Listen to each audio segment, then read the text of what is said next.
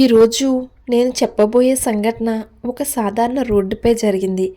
కానీ ఆ సంఘటన ఒక అమ్మాయి జీవితాన్ని శాశ్వతంగా మార్చేసింది. రేఖ అనే యువతి త్వరలో పెళ్లి చేసుకోబోతున్న అమ్మాయి. పెళ్లి తేదీలు మాట్లాడుకుంటూ భవిష్యత్తు గురించి కలలు కంటూ జీవితం కొత్త మలుపు తిరగబోతుందన్న సమయంలో ఈ ఘటన జరిగింది. ఆ రోజు రేఖ తన కాబోయే భర్తతో కలిసి ఒక పని నిమిత్తం మరో ఊరికి బయలుదేరింది. కారు నడుపుతూ ఇద్దరు మామూలుగా మాట్లాడుకుంటున్నారు.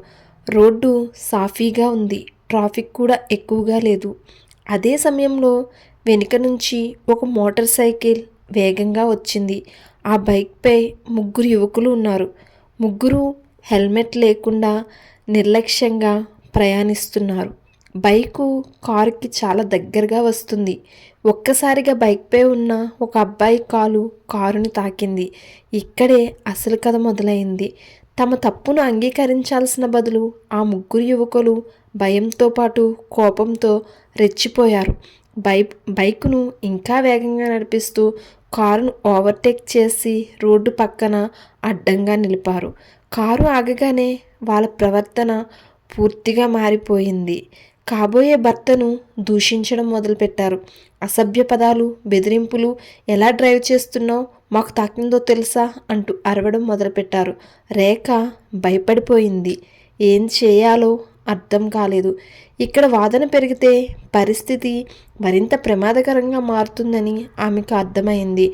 అందుకే అక్కడి నుంచి వెళ్ళిపోవడమే మంచిదని నిర్ణయించుకుంది. కారు స్టార్ట్ చేసి ముందుకు తీసుకెళ్ళింది. కానీ అక్కడితో విషయం ముగియలేదు. ఆ ముగ్గురు యువకులు బైక్తో కారును వెంబడించడం మొదలుపెట్టారు. వేగం పెంచారు. రోడ్డుపై ఇతర వాహనాలు ఉన్నా ఎలాంటి భయం లేకుండా కారుని ఫాలో అయ్యారు. రేఖకు గుండెదడ మొదలైంది. కారు నడుపుతున్న చేతులు వణికిపోయాయి. కానీ ప్రాణాలను కాపాడుకోవాలంటే ముందుకు వెళ్లాల్సిందే.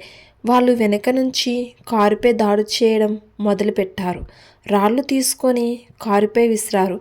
ఒక్కొక్కటిగా కారులోని అద్దాలు పగిలిపోయాయి. అదే సమయంలో పెద్ద శబ్దం. పగిలిన గాజు ముక్కలు నేరుగా రేఖ కంట్లోకి దూసుకెళ్ళాయి.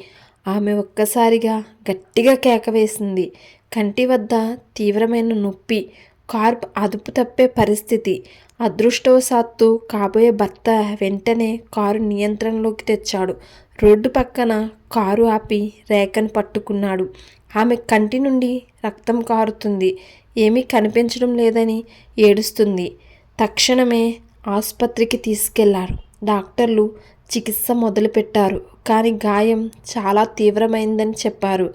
కంటి లోపలికి గాజు ముక్కలు వెళ్ళడం వల్ల పరిస్థితి సంక్లిష్టంగా మారింది. రోజులు గడిచాయి. చికిత్స కొనసాగింది. కానీ ఇప్పటికీ రేఖకు కంటి చూపు తిరిగి రాలేదు. ఒక అమ్మాయి కలలు, పెళ్లి ఆశలు, సంతోషంగా ఉండాల్సిన జీవితం అన్నీ ఒక్క సంఘటనతో అంధకారంగా మారిపోయాయి. ఆ ఘటన తర్వాత రేఖ పోలీస్ స్టేషన్కి వెళ్ళి ఫిర్యాదు చేసింది.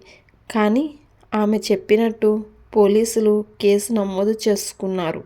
దర్యాప్తు చేస్తాము అని చెప్పారు. ఇది కేవలం రేఖ కథ మాత్రమే కాదు.